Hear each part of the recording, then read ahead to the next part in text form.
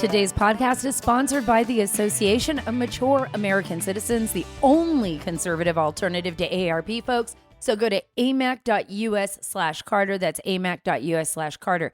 I'm really excited. We have Brook Goldstein on today. She's incredible. I want you to think about this. Think about the fact, we hear about anti-Semitism, we hear about anti-Zionism, but it's not just about being Jewish. This is about what Brook Goldstein calls the canary in the coal mine.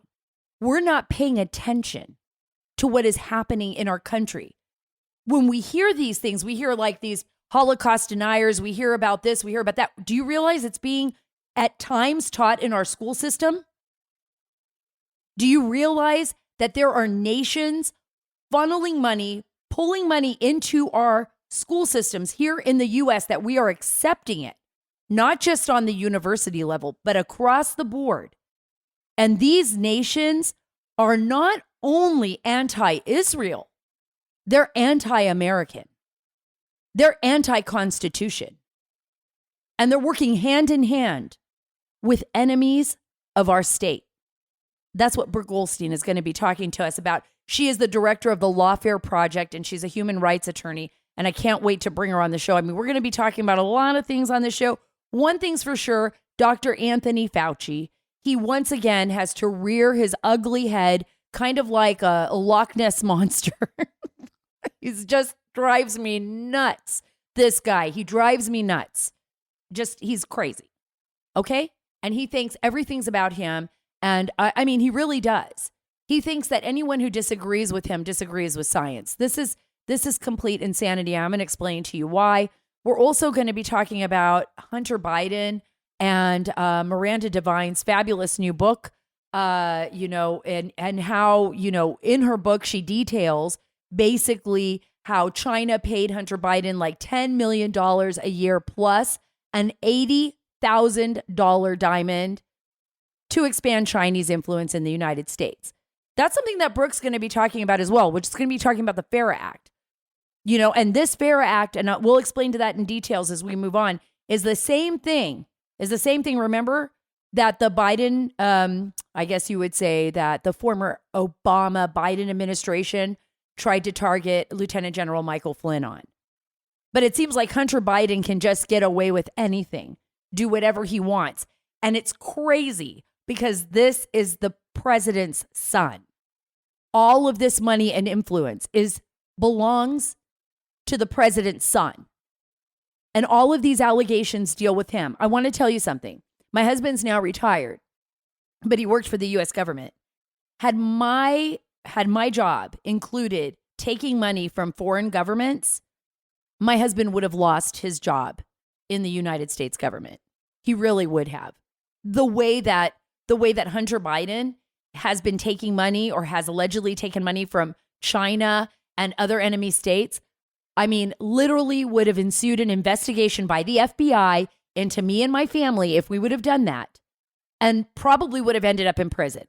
But Hunter Biden can do whatever he wants. Oh, but not you guys, not parents who protest school boards, right? Not parents who stand up to the school boards. They have a possibility of having the FBI knock their door down with a battering ram. That's what's happening to them. Guys, please follow and subscribe. Get all the links at saraacarter.com. And while you are there, please sign up for our email list so that you do not get shadow banned. Go onto my website. You'll see all of these stories. You'll understand what I'm talking about. If you can't get all the details here on the podcast, you can definitely get them there. Sign up for the email list, and you and I can stay in touch with one another. It's just that important, right? And also, my friend Mike Lindell, he wants to let you know that Christmas is just around the corner and that you can get great discounts on all MyPillow products. If you go to MyPillow.com right now and click on the radio listener specials, you can get deep discounts on MyPillow mattress toppers, towels, and so much more. I have all of it. I even have the slippers, which, by the way, my daughter took back home to Wyoming. Yes, she did. She wore them. She fell in love with them. She took them back home to Wyoming with her because it's really cold there. And they got dog beds. They got high quality weight blankets. For example, Mike is offering a buy one, get one free offer on, listen to this, the Giza Dream Sheets. And all my pillow products come with a what? A 60-day money-back guarantee and a 10-year warranty. All my pillow products are 100% made in the USA, so you can't beat this at Christmas time. Go to mypillow.com. And yes, I said Christmas, Christmas, Christmas, and Hanukkah, Hanukkah, Hanukkah. Get them at mypillow.com and click on the radio listener special for the buy one, get one free offer on the Giza Dream Sheets. Enter promo code Carter, C-A-R-T-E-R, or call 1-800-685-7221 for great MyPillow product specials. That's 1-800-685-7221. Be sure to use the promo code Carter at checkout. First, I want to talk a little bit about Miranda Devine's new book. You know, all of the claims and allegations that China paid Hunter Biden $10 million a year, and it gave him an $80,000 diamond to expand Chinese influence in America. Folks, what Hunter Biden did, he did because of his father. Let me repeat that again. Hunter Biden is a nincompoop who is a crack addict, who spends almost all of his money on prostitutes and God only knows what else. I've seen some of that laptop myself and the information in it, and I know some of you have too from the stories on the New York Post. And I've had sources that originally received that laptop, right? This man is sick. It's a sad story of not only severe addiction, but a person that was allowed to do whatever he wanted, whenever he wanted, because of his family and his family's name. And remember when all of the folks, like especially those that were really vehemently anti-Trump, would try to go after President Trump and his children and try to come up with these cockamamie stories, none of which were true, about his kids?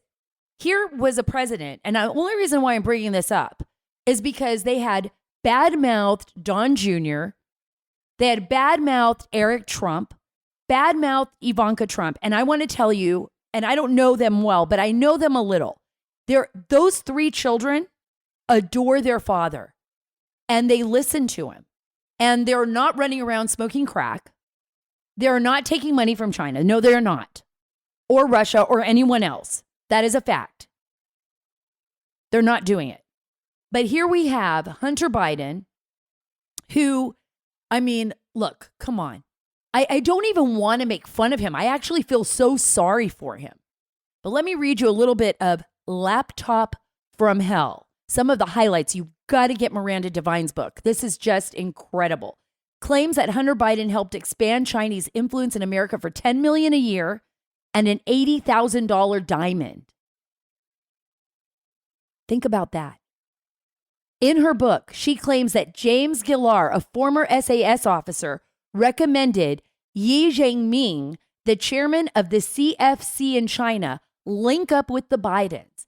He reportedly connected Yi with Hunter Biden through a family friend, Rob Walker. Listen to this. It's like a tangled web we weave, right? When first they practice to deceive. And that's what they did. The deception, though, is on the American people. They were just pocketing money. These $10 million homes, $10 million plus homes, travel all over the world, using the vice president's privilege to travel to China, on Air Force One. To seal the deal, Devine claims Yi offered Hunter Biden that $10 million a year for 3 years and sent him that diamond. Shortly after, $6 million was wired.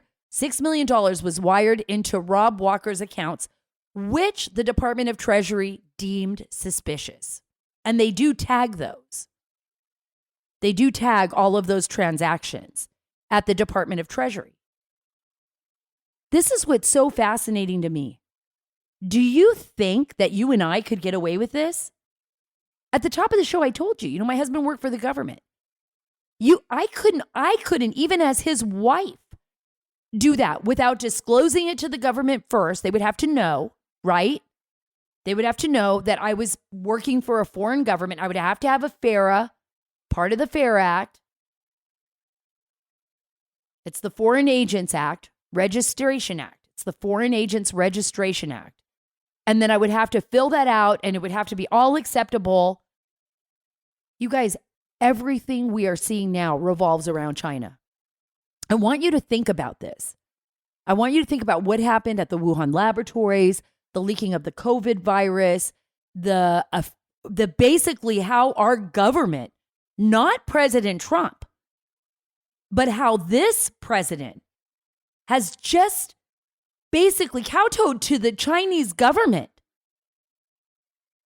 It's incredible. I mean, we won't even call the COVID virus right now, this new one, this Omnicron virus of the Greek alphabet, the Xi virus, because it's XI, which would be like President Xi. I thought that was perfect. We should have just used that for this new variant. And we keep covering up for China right in our faces. And we know what's going on here. Do you think if the United States government would have been secretly working on some virus? Oh, wait. Anthony Fauci was. The National Institutes of Health, the NIH, there's proof now that money went to them to go to Wuhan to study this gain of function of COVID, of the COVID virus. How is that even possible? How is this even possible? I mean, look at this. Chinese energy firm chairman. A Chinese energy firm chairman gifting the United States president's son an $80,000 diamond, but only after he agreed to help expand the business. Guys, we are being played by this government. 2022 is just around the corner. Just around the corner. Right? That's midterm elections. And now, of course, I'm not saying it doesn't exist. I had a friend that almost died of COVID, and it's a terrible thing. And I blame the Chinese government squarely for COVID and for all the millions of deaths. But I also think that people are taking advantage of it. And now we're seeing, shutdowns and lockdowns because of Omnicron. And, it does sound kind of like Robotron. I was looking at, or like a RoboCop, or it's like some kind of like a robot, marching at us, with crazy, this ball rolling towards me. I have no idea.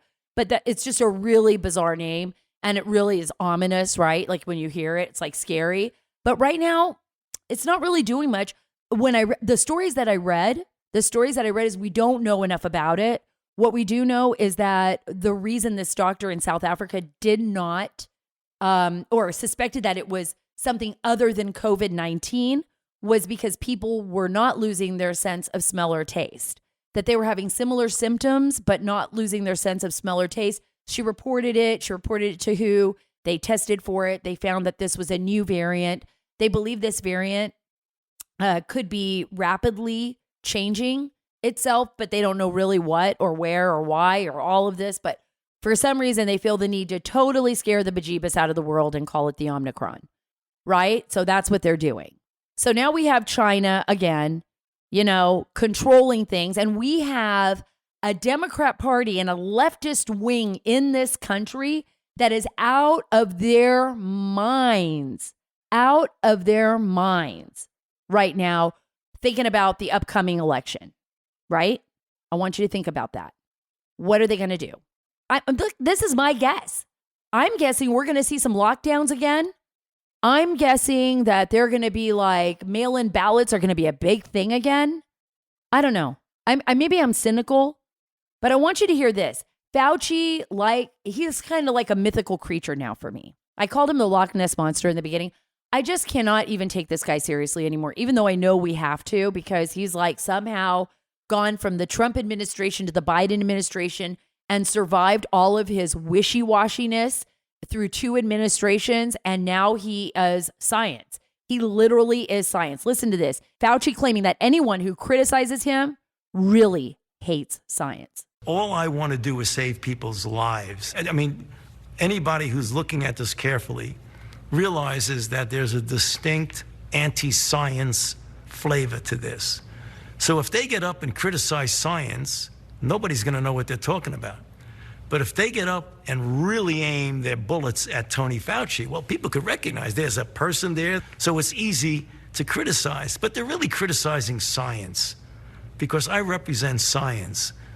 That's dangerous. To me, that's more dangerous than the slings and the arrows that get thrown at me. And if you damage science, you are doing something very detrimental to society. Oh my gosh. Listen to this guy. I represent science. I represent science. And if you criticize me, you're criticizing science. No, we're not. I agree with Senator Rand Paul and Senator Ted Cruz, and they have called for you, Dr. Fauci, the Loch Ness Monster, to step down because you have just turned our country upside down on its head. Everything that comes out of your mouth is an untruth or an outright lie or a wishy-washy back and forth. Nobody even understands the science anymore because you have just made crap up as you go along. Don't wear a mask, wear a mask, wear 2 masks, wear 3 masks, do this, don't do that, do this, don't do that. By the time we turn around, we don't even know what we're doing. Our heads are spinning, right? Right? It's ridiculous. Somebody here on Twitter put, haha, Fauci thinks he's the Pope of science. People are angry. They want Dr. Fauci out. They don't want this guy leading the way, right? They don't want this guy doing this anymore. People are tired. They are afraid. They don't know if they should be afraid of this new virus. They don't know if this vaccine works. You have all these crazy mandates. And by the way, best argument ever came from my friend, Attorney General Mark Brnovich, about these vaccine mandates and why, Fauci is part of this government bureaucratic plan of overreach to basically kind of grab power, usurp power from the American people through health and through fear. I'm going to tell you this. They are using fear, your fear, to take away your rights. You should open your eyes to this. You should see this coming. We have common sense. We know that we can handle ourselves. I mean, it's serious. Any virus is a serious thing, especially for people that are susceptible to it. But we don't need to allow the government to usurp our authority or usurp our rights. I want you to listen to Attorney General Brnovich from the great state of Arizona and his argument to Dennis, a reporter asking him a question. I will tell everyone here, I believe very strongly in the privacy of our medical and health information. And so my health information is my own information. I would guess Dennis, have you had an STD? No, no, seriously, if we're going to start talking about people's personal health information, the point is that no government, it's emergency right now? Well, if you listen, Bram, to the argument, it's funny, Judge Liberty brought up this point. In the 70s and 80s, there was an outbreak.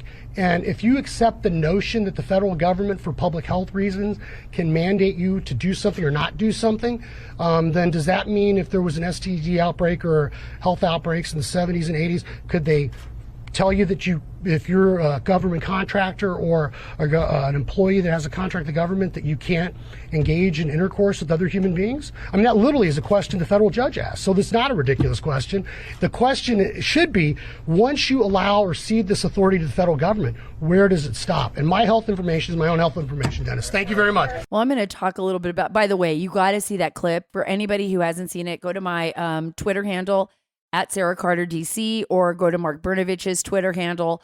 It is priceless. When you see the folks in the background, their faces, like his Brnovich's employees, when he asks Dennis, do you have an STD? It's priceless. Their faces are just priceless. You'll have a great laugh. But it's an important question. It's an important question. How far should the government go? And are you willing to give up all of your health information to the government for the betterment of the whole, right? Look at what's happening in some countries. Look at what's going on around the world where some people feel like they're obligated and forced to have abortions because they may have a child with Down syndrome in some societies. Or how far will you let the government go to look into your own DNA and genetic testing? Do you really trust the government with this? By the way, it was the government that was working on these gain of function viruses at the Wuhan lab. It was the Chinese government. And this Chinese lab, along with people that worked at the NIH, which Dr. Fauci is a part of, and which he lied about to Congress, about their involvement in moving money to the Wuhan laboratories to study gain of function of the COVID virus to make that COVID virus lethal. That's what they did. And it escaped somehow. I personally still believe that the Chinese government is solely responsible for that. And I have my own suspicions because during that time, there were a lot of Chinese people and people in Hong Kong rising up against the CCP. And this one thing the CCP does not like is when their own people are questioning them or standing up to them. I have my own suspicions. But we still are studying this. We still don't even understand this virus. And by the way, Dr. Anthony Fauci, you are not science. You are not science. Folks, Cyber Monday. Celebrate softness season by stocking up on all your winter cozies with, guess what? Tommy John underwear, loungewear, and pajamas.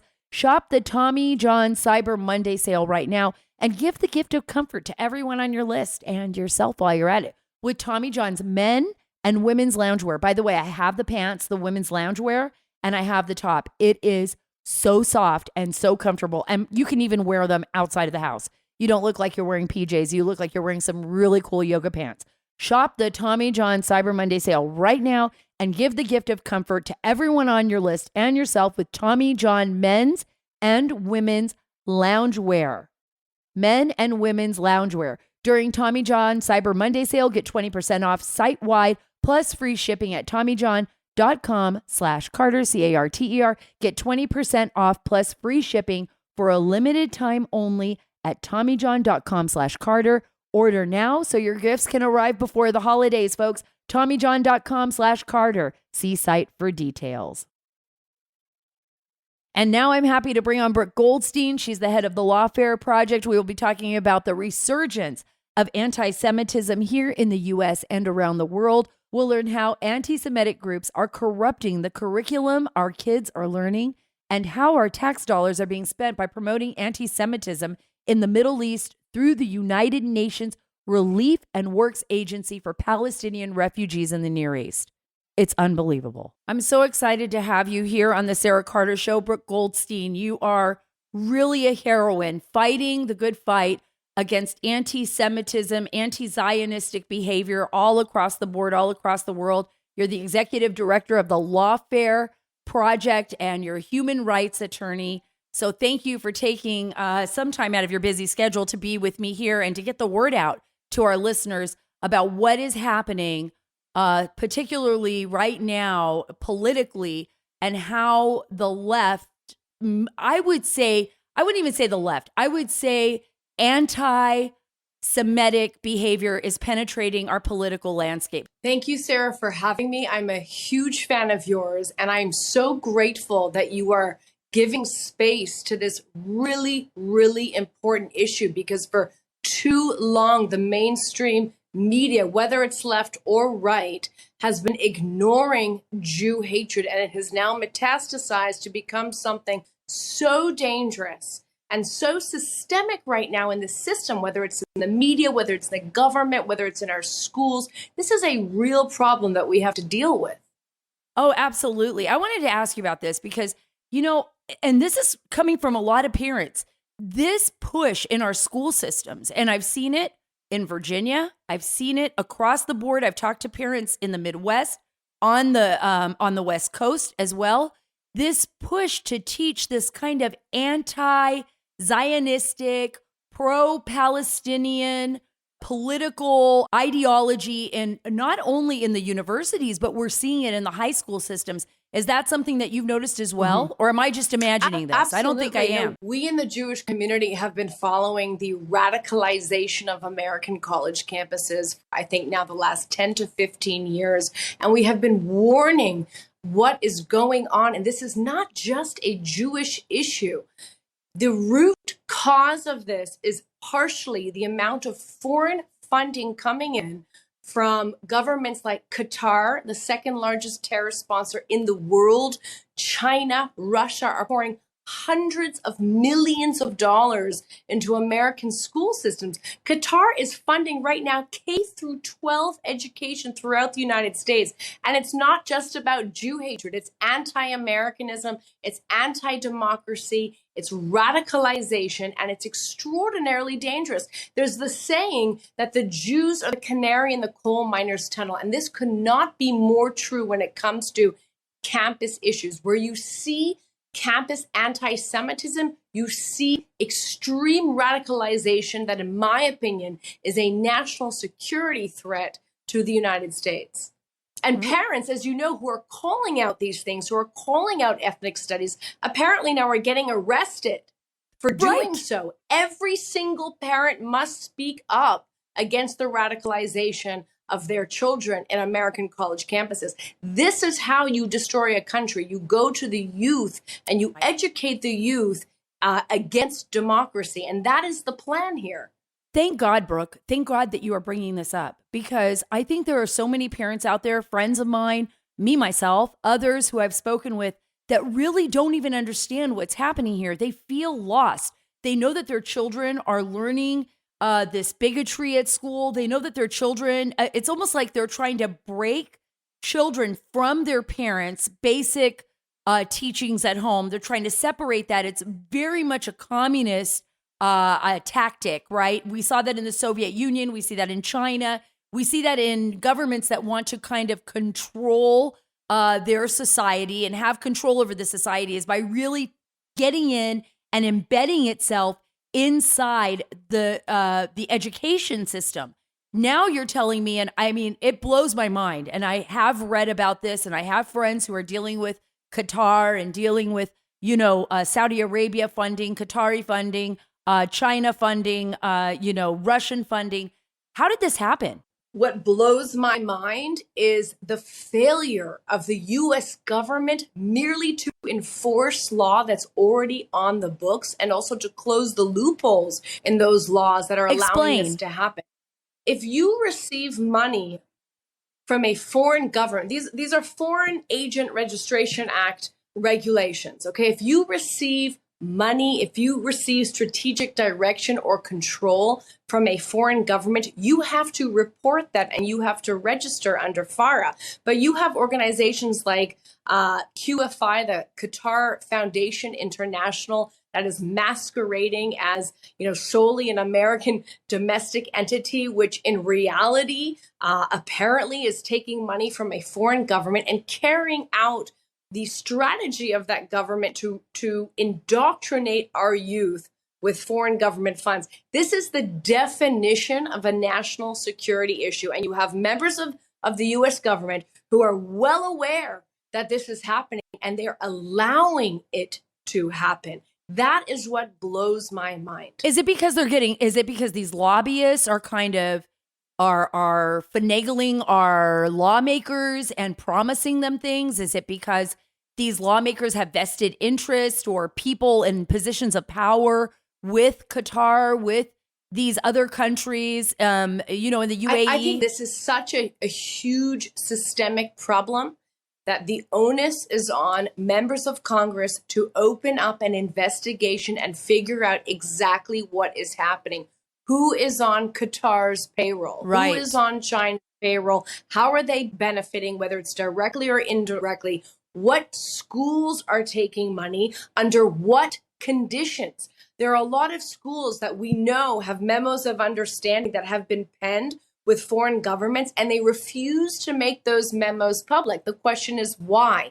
Every parent who is paying a tuition or sending their child to a school has a basic right to know whether or not that school is dealing with a foreign government, and whether or not that government is providing strategic direction about 100. the education. We know, for example, the Lawfare Project filed a series of Freedom of Information requests, and we found emails from schools. We're going to release this soon. Wow. Showing that there is dialogue between representatives of foreign governments and the schools about the curriculum.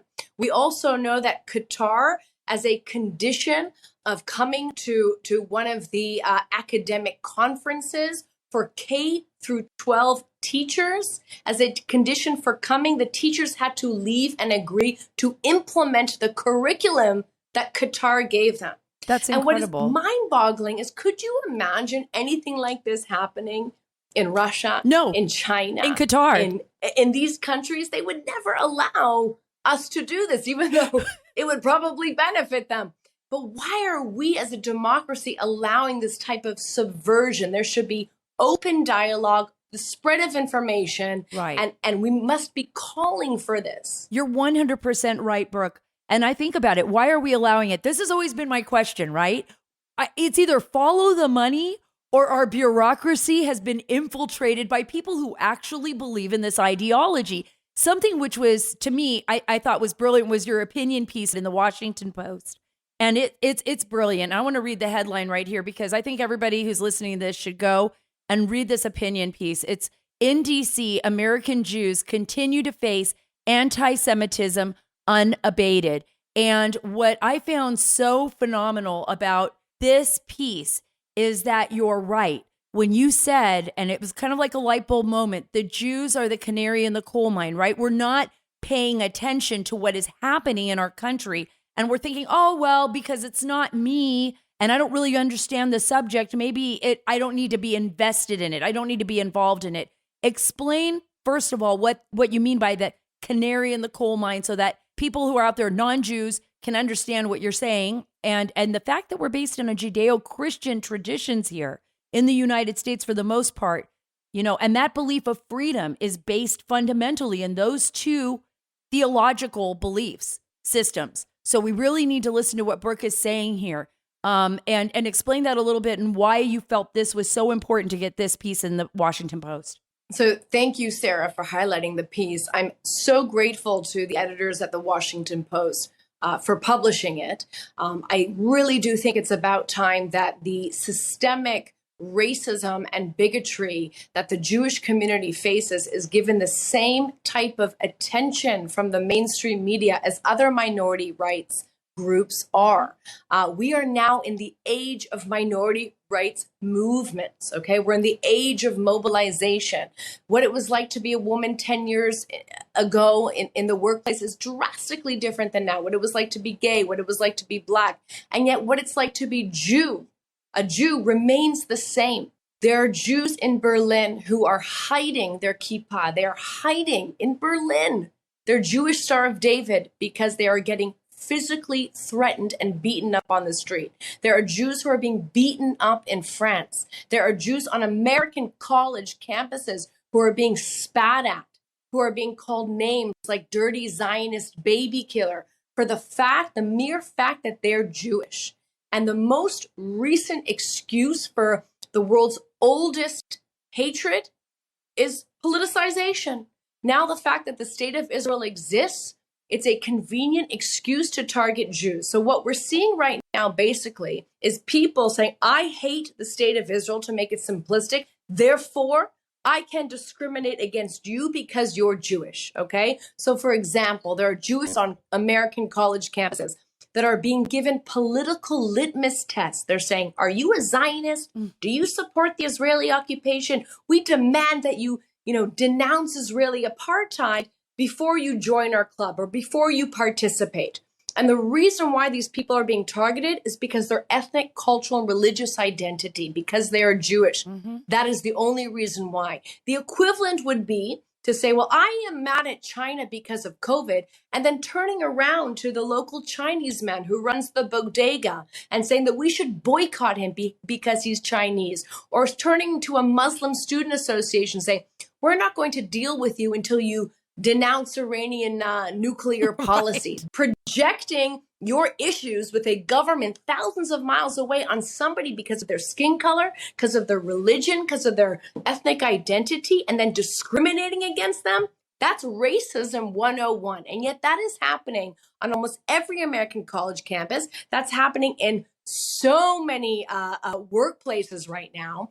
We are dealing with so many instances of discrimination, unfortunately, at the Lawfare project, where Jews are being fired, because they won't renounce their Zionist identity. And by the way, Zionism is the civil rights movement of the Jewish people. Right. It is an integral part of the Jewish identity. It is the belief and the movement. It is the original civil rights movement, okay? It is the belief that Jews are indigenous, the fact that Jews are indigenous to the land of Israel, and that we have a right to self-sovereignty. Well, I love what you said. I love what you said in your column, and I want to read this really quick so people can, it's just a little tease. You're going to have to go to the Washington Post if you're going to want to read her entire column, Brooke's entire column. But this is something that really stuck with me. Telling Jews not to identify as Zionists is like telling Black people not to identify as African, or telling people of Chinese descent not to identify as Asian. Being anti-Zionist is the antithesis of supporting indigenous rights and statehood for indigenous people. Zionism is the ultimate of progressive values in its recognition of Jews as indigenous to the land of Israel. 100%. Thank you. And what's shocking is again, in this age of minority rights movements, there is an active attempt to hijack, whether it's Black Lives Matter, whether it's the women's movement being led by Linda Sarsour and Tamika Mallory, who are hijacking these movements for their political ends of Jew hatred. And who are racist. And I want to say one more thing about Zionism, and absolutely bigots through and through, okay? Zionism is different for every Jew. Just like every Black person has a different personal experience and story of what it means to be Black to them.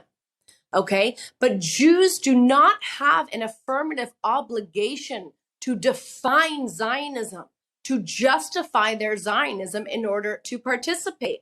And one step beyond that is, again, and I want to hammer this point in, giving anyone a political litmus test, telling them that they cannot participate unless they denounce their identity, define their identity, take the correct political position on a foreign country that they really have no relationship with, other than the fact that their ancestors are indigenous to it. They're not members of the IDF. They're not in Israeli government. They don't have to answer for a foreign government because they're Jewish. That's bigotry. And yet there's this inability for some reason for people to recognize this fact when it comes to Jews, the oldest and most persecuted minority community in the world. And that needs to change. And that's what we're doing with the End Jew Hatred movement, which was launched just about a year ago. That's fantastic. And is a mobilization movement, a civil rights movement for Jewish people living in the West. Did you know, Sarah, there's never been a Jewish civil rights movement in modern times? Never. I know, I didn't know that. Let our listeners know exactly where we could, if we want to participate, if we want to be a part of it, where can they go to be a part of this movement? So it's endjewhatred.com, or you can just be a part of it by advocating against Jew hatred, using the hashtag, start your own chapter. It is not an organization. It's not a 501c3. It's a movement in the most direct sense of the word. And I just want to clarify one thing, because Zionism was the civil rights movement of the Jewish people to have self-sovereignty in their homeland, Israel. But what I'm talking about is a movement for civil rights in what we call the diaspora, outside of Israel. I think we have to tackle the issue of social media.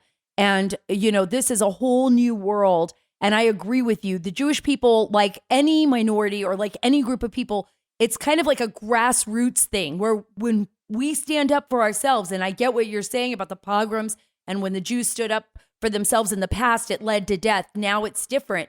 Now we've got to stand up. But the people are up against social media and these platforms that appear to be allowing anti-Semitic behavior, right?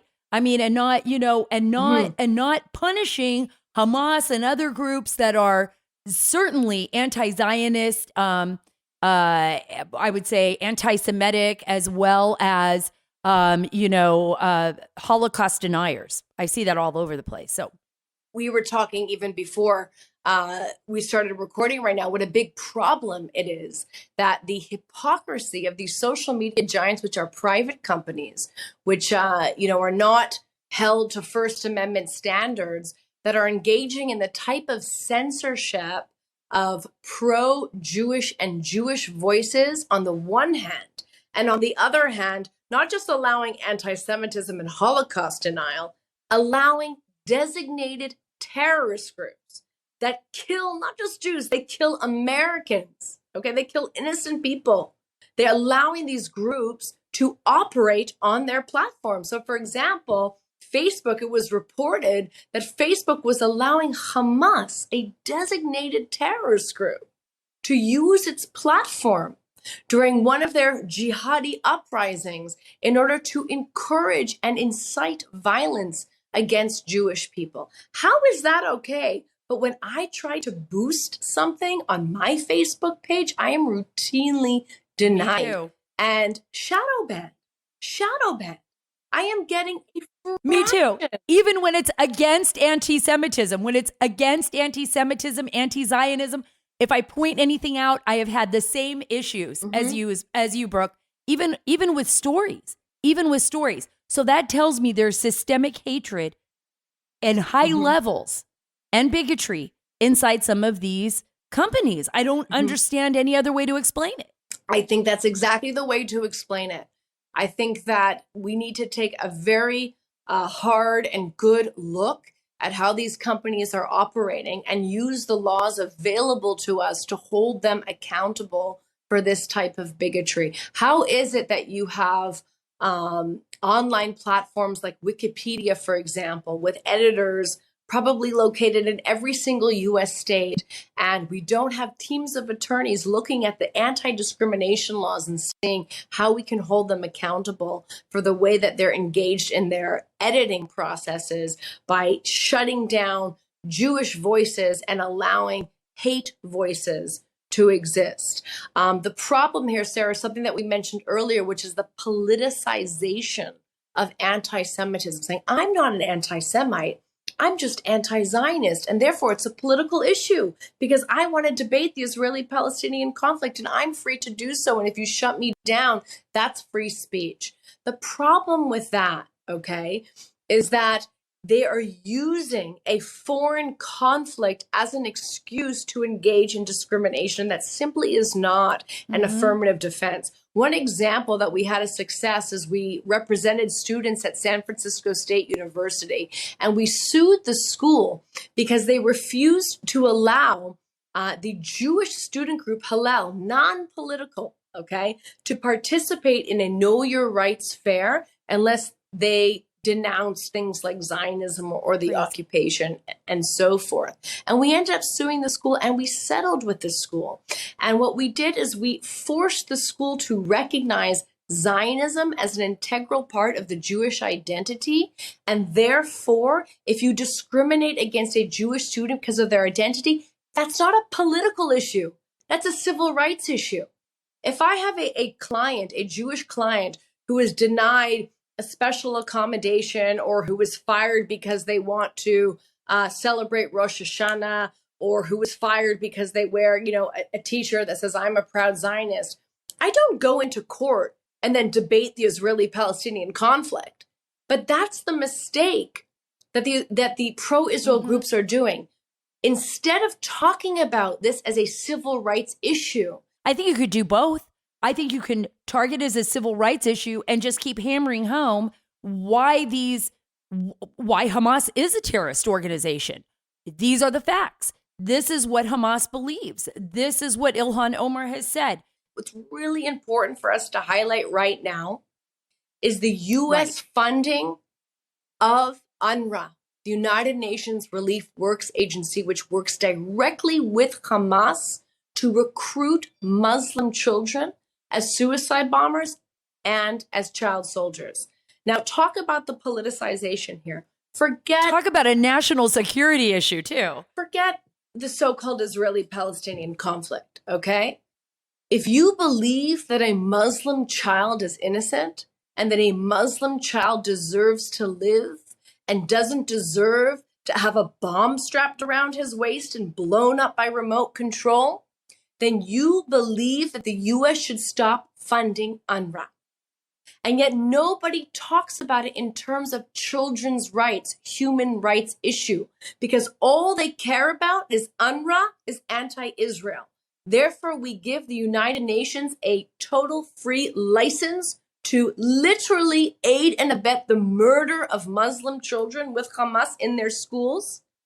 UNRWA runs schools in the so-called Palestinian territories in Judea, Samaria, and in parts of Jerusalem that use Hamas teachers to recruit children for terrorist attacks. This is proven. They use textbooks that teach children to engage in suicide, homicidal terror. And we are funding that.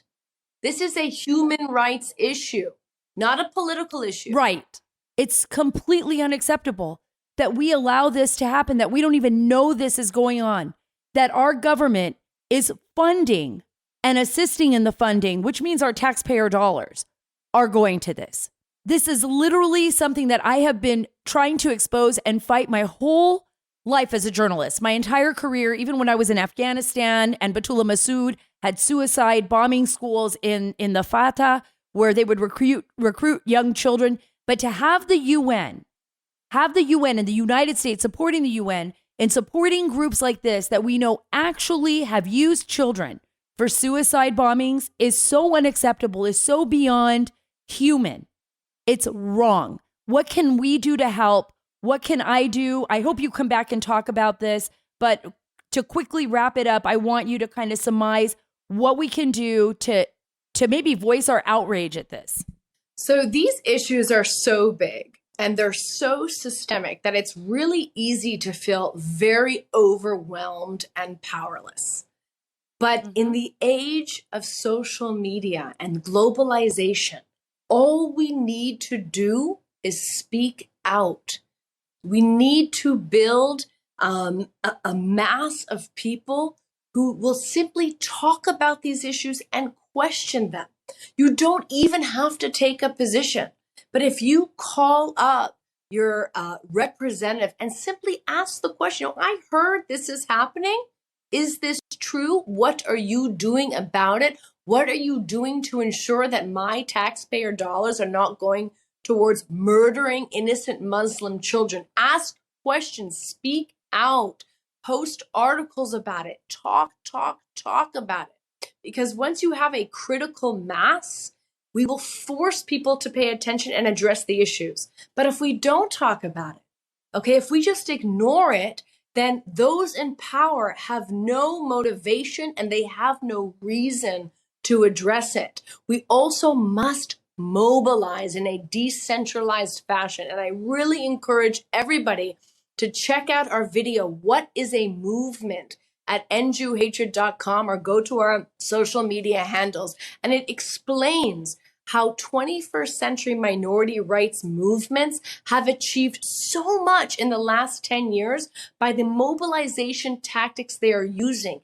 It could be as simple as putting a sign in your office window or your storefront window, or posting something on your social media for friends to see. Okay, there are so many ways to get involved, or start a chapter and do a protest. We had a chapter in Washington, D.C. that did an incredible protest outside of UNRWA offices, and it really made a difference. And now they're dialoguing with UNRWA. We had a protest. Well, I'm going to put it up on my website. I'm like already thinking about, like, we're going to put it on the website. We're going to put it on Twitter. We're going to get it on Instagram. We are going to expose these criminals for what they are, which is pure. I mean, there could be nothing more hateful than using a child to target another human being, to take life, using a child to take their own life, to target other human beings, innocent human beings, and take their lives. I remember something I read that Golda Meir said once: when Palestinians love their children more than they hate Jews, we'll have peace. Right. So I think for all of us, that's the answer. We love our children more than we hate each other, we'll have peace, right? Absolutely. And there's also a great quote by Nelson Mandela. It says, there can be no keener revelation into a society's soul than the way in which they treat our own children.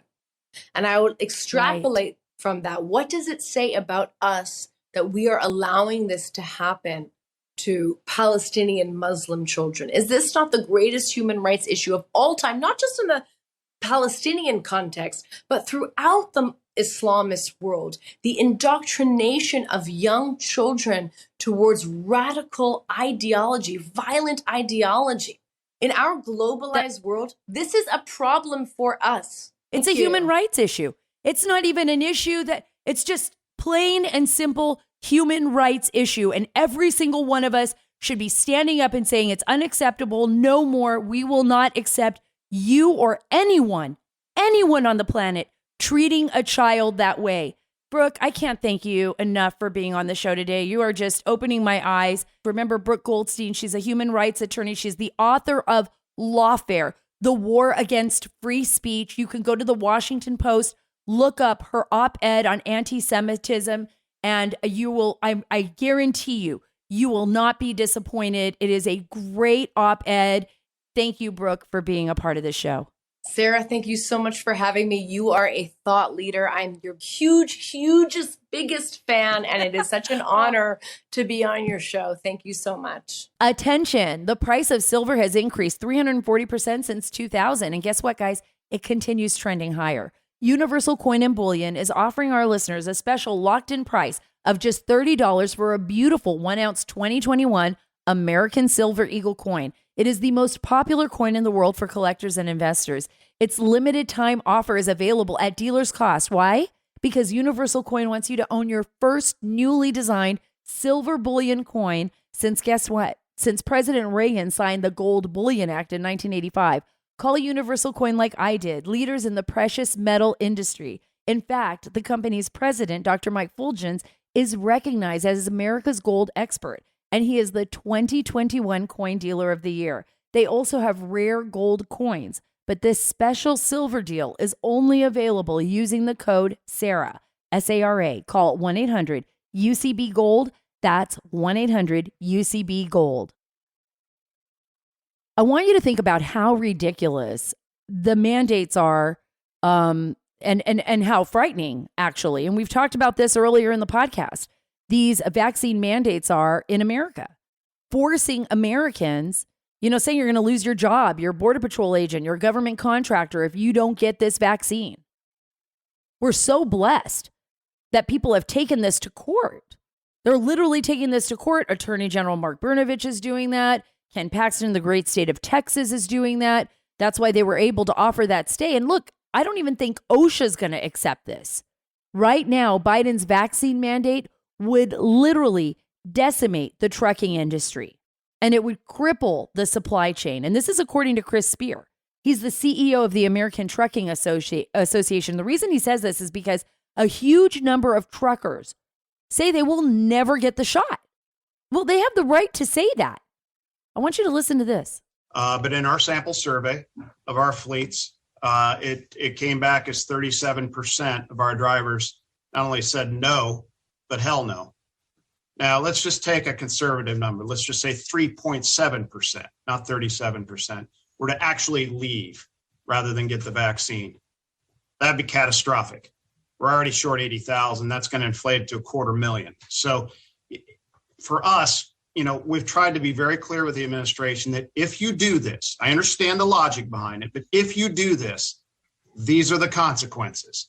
So if you're trying to solve the supply chain problem, you're actually compounding it and actually hurting the very problem that you're trying to fix on the vaccine side. So, be careful what you wish for here. I also don't think, Congressman, that OSHA has the jurisdiction to do this. That's right. He's right. And I want you to think about the complexity of this. Imagine what that would be like. If we have a supply chain problem now, if this goes through, the only reason I can imagine that the administration would actually enforce this on the truck drivers, which they shouldn't be doing to anyone. It should be a choice. And if the vaccines work, who the heck cares if somebody decides not to get the vaccine right now? Honestly, because if I have the vaccine, I'm walking around with a mask at the airport, why? Am I afraid I'm going to infect someone else or someone's going to infect me? That's impossible, right? Since I have the vaccine, yet they make me do it. But if we're going to force people to take this vaccine, and then we're going to mandate this for the truck drivers. Imagine what will happen in the United States. You won't find the stuff at your grocery stores. You'll be looking like for chicken. You won't find that. It's going to rot somewhere. Meat's going to rot somewhere. They're going to have farmers are going to lose money. Milk is going to rot somewhere. It's not going to make its way to the grocery stores. Products won't make their way there. 37% of the truck drivers will not do it. They won't do it. You're not going to be able to train a bunch of new people with, in time to make that happen. And how far are we going to allow the government to get invested in our lives like this? What is this fear that we have about everything? We are organic creatures. I get it. It's tough. I have a lot of faith in God. There were a lot of assignments I took as a journalist that I could have not come home from. Seriously. Much more frightening than the vaccine, than the COVID-19 virus or its variant. Riding on the roads in Afghanistan with the possibility of an IED underneath, the Stryker vehicle I was in. A lot of people lost their lives. A lot of my friends lost their lives. But I did it anyways because I believed in it. I did it anyways because I believed that our soldiers deserved the right to get their stories told, that the American people had the right to know what was going on the ground. And I'm glad I was there and I did it. But it's part of my system. It's part of being human. It's the reason why people go to space. I've talked about this before. We don't know what the heck's going to happen. I mean, the very first, Neil Armstrong bouncing on the moon, he had no idea what was going to happen, but he did it. I'm not saying that we couldn't and we shouldn't take precautions. We should. And we should do what's best for our fellow human beings. Yes, we should. But we also cannot give in to fear. We cannot allow fear to control our lives. And we cannot turn our country upside down. And the only reason the Biden administration would allow that to happen is if they wanted it to. So if they decide to get rid of these truckers or destroy the supply chain or enforce all of these mandates to the point that it paralyzes our nation once again, and that we are all paralyzed with fear, you have to ask yourself, and I have to ask myself this question: why are they doing it when they know that would be the outcome? There would have to be a reason, and we all have to think about that. Folks, 2022 midterms are just around the corner. 2024 is going to be here faster than we can blink an eye. Remember, it's up to you. It's up to me. We have to work together to make a difference in this world and to help our country stay focused and stay strong and live on principle and back that Constitution. It's you and me together. We are one. We're America. Don't forget it. So happy to have you with me on the podcast today. I hope you enjoyed our conversation with Brook Goldstein. She's pretty amazing. I'm going to be bringing her back on to talk about some of these really important topics that we just touched on here. And remember, go to saracarter.com for all the links to my social media. And while you are there, download this podcast. Please download it, whether it's on Spotify, Apple, iHeart, wherever you listen to your podcast. And remember, here we are taking back the story. God bless you, and God bless our great nation.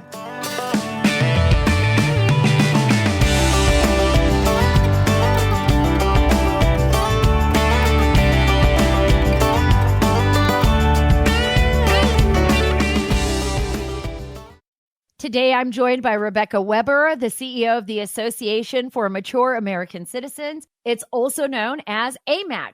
Can you share a little bit with the audience about your father, Dan Weber, and how he founded AMAC and why? My father formed AMAC after he recognized that the AARP really was not representing his values, and those values were really faith, family, and freedom.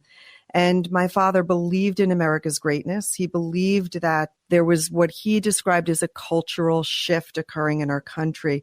He thought that the very, very foundation, the Constitution, was being disregarded. And we saw that the power of government was growing and individual freedoms were diminishing, were being threatened. And to get more specific was in 2006 when he said to me that he was canceling his AARP membership. And I said to my father, why would you do that? And he said, well, they've just named Harry Belafonte Man of the Year. And he went on to say that Harry Belafonte had commented to Hugo Chavez saying that George W. Bush was the greatest terrorist threat in America. And my father said something is wrong with that. So he saw the AARP make this sharp left turn. And that was when he said, let's form AMAC. And I said, let's do it. Rebecca, thanks so much for being with me today. I'm honored to have you and AMAC as a sponsor for the Sara Carter Show. For more information, folks, visit amac.us/Carter.